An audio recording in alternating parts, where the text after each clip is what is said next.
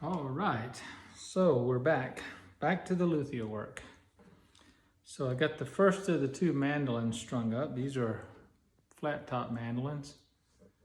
They used to call them frying pan mandolins was a nickname for them. This one's got a western red cedar top.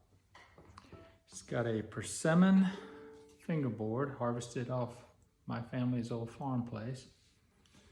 It's got a sycamore headstock overlay with a ebony D.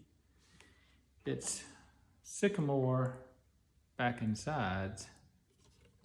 It's a beautiful figure on that. This is also from the infamous log that Lee Harrison found for me. I built quite a few instruments out of it. It was a big log and it's got a maple neck. And it sounds pretty good too. These little flat top mandolins, they will surprise you how loud they are.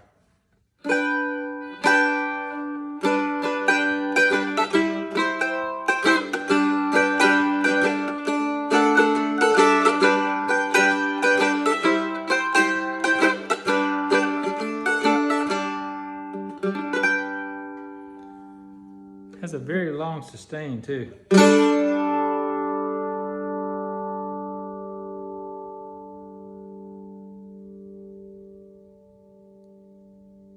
Still ringing. Still ringing.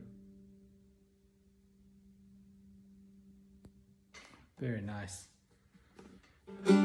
This one is for a this one's for a retired colonel.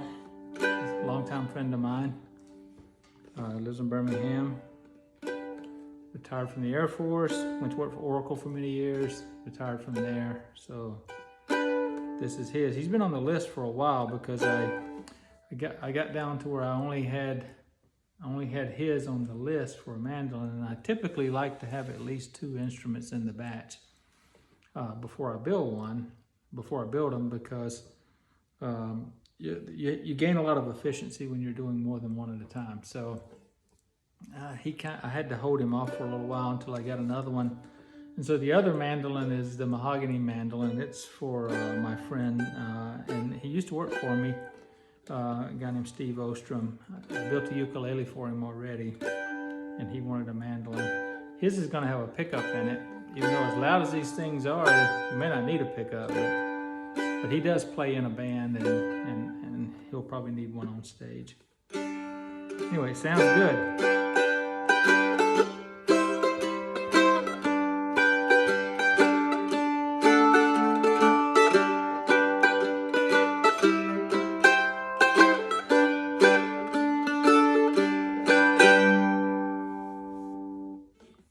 I do have one fret, the 4th fret, is raised up just a little bit. It's just a little high, so I get a little bit of buzz on the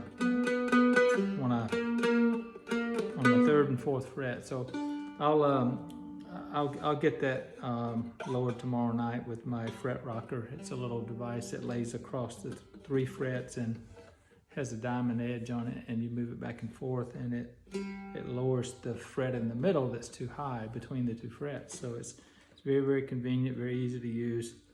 So I'll get that done tomorrow night. It plays okay, but you just got just a little bit of buzz on that 1 fret. So I'll get that resolved. I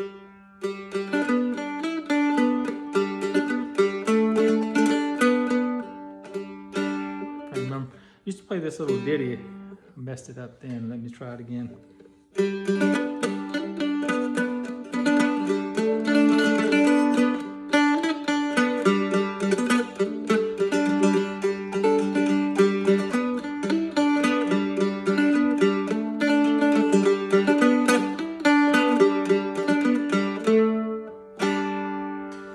You could probably get a little bit of that buzz when I was playing that.